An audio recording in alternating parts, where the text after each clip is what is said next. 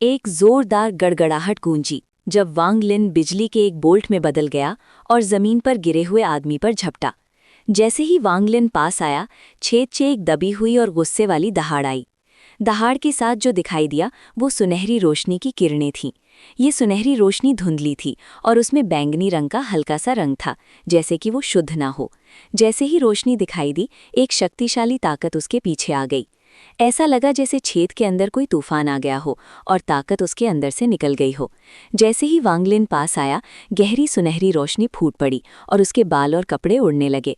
ऐसा लगा जैसे सुनहरी रोशनी वांग लिन को उड़ाकर खत्म करने की कोशिश कर रही हो। तुमने मुझ पर हमला करने की हिम्मत की, तुमने देवताओं की ताकत को ठेस पहुंचाई है, इसलिए तुम्हें मरना होगा। दहाड़ अंतहीन गुस्से से भरी थी और सुनहरी रोशनी की एक किरण बाहर निकली। वो पतला आदमी धुंधला था और कोई उसके चारों ओर सिर्फ चमकती गहरी सुनहरी रोशनी देख सकता था। वांग लिन ने ठंडी सांस ली। वो स्पिरिट वॉइड के बीच वाले स्टेज तक पहुंचने के लिए वॉइड गेट तोड़ चुका था। यहाँ तक कि आम आसमानी लोग भी उसका मुकाबला नहीं कर सकते थे। जैसे ही वो पतला आदमी बाहर निकला, वांग लिन आगे बढ़ा और आराम से आगे बढ़ा। दुनिया के रंग बदल गए और अनगिनत नियम वांग लिन ने पकड़ लिए और बिगड़ गए। ऐसा लग रहा था जैसे दुनिया के नियम उसके हाथ में हों और उन सभी को उसकी बात माननी पड़े। पतला आदमी लड़ना चाहता था, लेकिन वो कितना भी बुरी तरह चाहे ये बेकार था। आखिर में उसने डर के मारे चीख मारी और वांग लिन ने उस पतले आदमी की गर्दन पकड़ ली। वांग लिन ने बेरहमी से दबाया। उस पतले आदमी से एक जोरदार गड़गड़ाहट निकली, जिससे ऐसा लगा कि वो गिरने वाला है। हालांकि आखिर में सिर्फ खून की धुंध निकली, लेकिन शरीर नहीं गिरा। वांग लिन हैरान था। उसकी नज़र में वो पतला आदमी एक बूढ़ा आदमी था, जो कुछ खास नहीं लग रहा था। अगर कुछ खास था तो वो ये कि उसके शरीर में दिव्य खून का ढेर था। वो बहुत कमज़ोर दिख रहा था, लेकिन उसके शरीर की ताकत ने वांग लिन को हैरान कर दिया। तुम, एक लोअर लोक के साधक, एक दिव्य पर हमला करने की हिम्मत कैसे कर सकते हो? तुमने इस दिव्य को अभी तक जाने क्यों नहीं दिया? तुम्हें नहीं लगता कि तुम ताकतवर हो? अगर मैं पहले घायल नहीं हुआ होता तो मैं तुम्हें एक चुटकी में मार सकता था। बूढ़ा आदमी तेजी से गरजा। उसके चेहरे पर घमंड से पता चल रहा था कि वो अक्सर तथाकथित लोअर लोक के साधकों पर चिल्लाया था। वांग लिन का एक्सप्रेशन शांत था, लेकिन बूढ़े आदमी की बातें सुनकर उसकी आंखों में ठंडक की एक चमक आ गई। वांग लिन ने बूढ़े आदमी को हवा में उछाल दिया। फिर उसने एक सील बनाई और अपनी हथेली बूढ़े आदमी की ओर दबाई।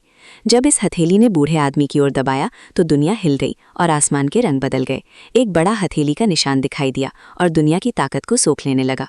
वो आसमान से जोरदार गड़गड़ाहट के साथ नीचे उतरा। ऐसा लग रहा था जैसे वो आसमान को तबाह कर देगा और आसमान में छेद कर देगा। बूढ़े आदमी के चेहरे के हाव भाव बदल गए और उसकी आंखों में यकीन नहीं हुआ। उसने बचने की कोशिश करते हुए एक बुरी चीख मारी, लेकिन हथेली का बड़ा निशान तुरंत बूढ़े आदमी के शरीर में फैल गया। बूढ़े आदमी ने खून खासा और उसके शरीर से चटकने की आवाज़ें आईं।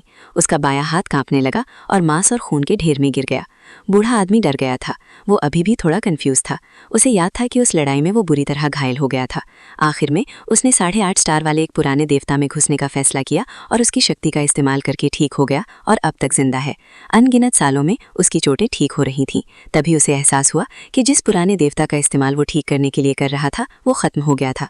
वो गुस्से में जागा और तुरंत पहचान गया कि वांग लिन कोई आसमानी नहीं बल्कि गुफा में पैदा हुई एक चींटी थी। सेलेस्टियल सॉवरेन के इमॉर्टल गार्ड्स में से एक होने के नाते वो अपना गुस्सा निकालने के लिए इन लोअर रियल्म चींटियों को खत्म कर सकता था। इसी गहरी सोच की वजह से वो अपना गुस्सा निकालना चाहता था और वांग लिन को पहले की तरह मारना चाहता था। हालांकि इससे पहले कि वो हमला कर पाता, वांग लिन ने उसे पकड़ने और जमीन पर गिराने के लिए एक बहुत ही शक्तिशाली जादू का इस्तेमाल किया। इस थ्रो से बूढ़े आदमी को दर्द हुआ, लेकिन वो जागा नहीं। वो और भी ज्यादा गुस्से में आ गया। जब तक वांग लिन ने उसकी गर्दन नहीं दबाई और उसका बायां हाथ नहीं कुचला, तब तक वो डरा नहीं। अब जाकर वो जागा और उसे एहसास हुआ कि ये व्यक्ति उन लोअर रियल्म चींटियों से अलग था, जो हमेशा सेलेस्टियल्स के सामने घुटने टेकती थीं। स्वर्ग को ना मानने वाले कल्टीवेटर, तुम एक लोअर रियल्म के स्वर्ग को ना मानने वाले कल्टीवेटर हो। बूढ़े आदमी की आवाज़ में यकीन नहीं हो रहा था।